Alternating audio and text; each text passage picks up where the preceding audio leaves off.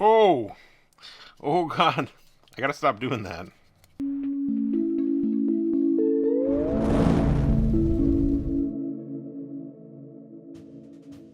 I just want to preface this by saying these are my experiences with this figure.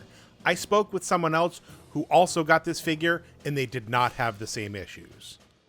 That being said, make sure you like and subscribe, and let's get into it. Here is Snake Eyes and Timber, part of the Super 7 line. I was very excited to get this figure. I had been eyeballing him for over a year and finally pulled the trigger when he ended up going on sale. Just sliding the exterior sleeve off, this figure has so much going for it. Super 7 does such a great job with their packaging. This is across the board with all their 6-inch figures they produce. Before even getting Snake Eyes out of the package, he looks great, just like he did in the early seasons of the G.I. Joe cartoon. I love the design choice to make these figures look like they were ripped right out of the cartoon. Being able to capture that aesthetic in a figure is everything my 5-year-old self wants. However, after getting him out of the package, this is when some of those dreams were dashed.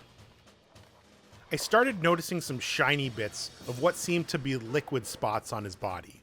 I tried to wipe them off, but they were already dry. It looked like it had some kind of lubricant or oil to fit the pieces together, but it wasn't wiped off appropriately, so it kind of stained the plastic wherever it was. Come on, guys, really? Those spots were shiny, opposed to the matte finish that the rest of the character was. Was not too happy about this. If you've seen any of my other Classified series videos, I absolutely love the double hinge joints that they use in that line. It gives you so much freedom for posing. I kind of forgot that I didn't have a Classified series figure in my hand. He has single hinged elbow joints that has very limited range of motion. About 90 degrees, and that's pushing it. He has an upper arm rotation that doesn't really help the situation, so bending his arm to do much of anything is going to be very limited if you're looking to do very dynamic poses. The range of motion for his head is pretty basic. He can swivel his head completely around, but his head tilt is very minimal. I got excited for a minute because he does have what looks like to be a similar ab crunch feature to the Classified series, but it barely moved. As you can see, I'm rocking him back and forth, and I could barely get him to do an ab crunch at all. That was pretty disappointing. They also made a very interesting choice for the design of his ankle joint and foot design. The ankle doesn't swivel that far, but there's still so much side boot missing. I could see if this figure was super flexible and you could put him in all sorts of poses. That's one thing. But this figure has such a limited range of motion that this shoe design and ankle joint is completely unnecessary. The knee joints are single hinged as well, and they can barely go 90 degrees from its straight position. I want to love this figure, but it is doing everything in its power to make me not. Let's get the rest of the accessories out of the package. This is where Super 7 usually shines. He comes with 4 different sets of hands. 1 pair of standard holding hands, a pair of hands that hold a walkie-talkie, a pair of fist hands, and a pair of trigger hands. He also comes with a walkie-talkie that fits nicely into the walkie-talkie holding hands, as well as a pistol that looks very sci-fi. It's been a while since I've watched the original cartoon, and I didn't recall this being one of his weapons. I had to pull up some episodes, and he did end up having that pistol in those earlier episodes. We also get the radioactive Cobra canister from the miniseries in which he saves Timber. And we also get the standard issue laser battle rifle, which looks spot on to the cartoon.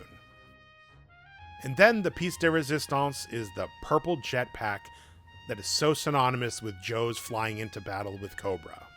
Such a great accessory to add to this figure. No annoying peg system, just a simple design with 2 shoulder straps. It stays on until you take it off. It looks so fantastic. I could see them recoloring this and using it with other figures in the future.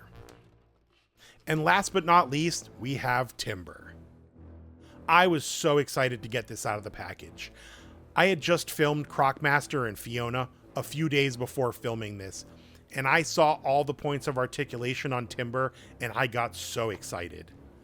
I thought Timber was going to be the next Fiona. Unfortunately, I was sorely mistaken. After only a moment having him out of the package, and with the lightest amount of pressure, his head popped right off. Oh God, I gotta stop doing that. Once I put it back on, that freed up the head joint a little bit, but it made his head so much looser.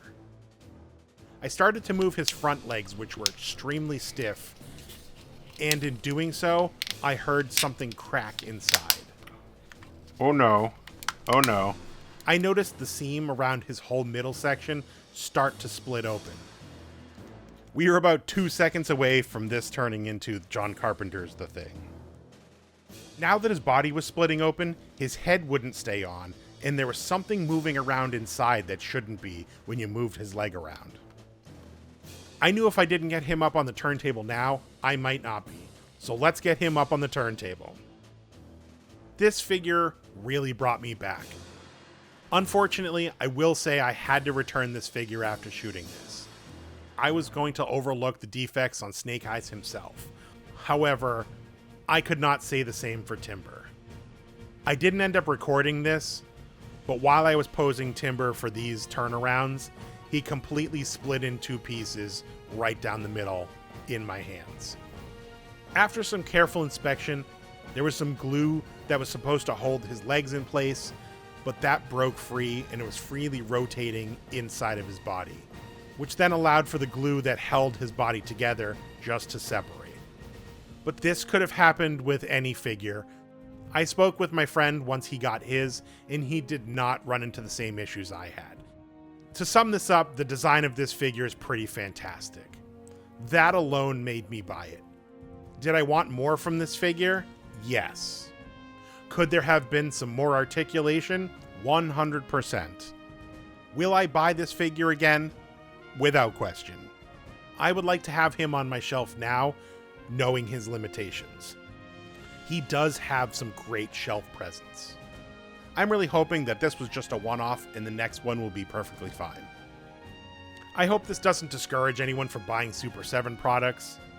I've had both good and bad experiences so far with them. I will absolutely buy more figures from them with the understanding that this was most likely an isolated incident. If you like this video, make sure you like and subscribe. There's a lot more content coming. Thank you again, and I'll catch you in the next one.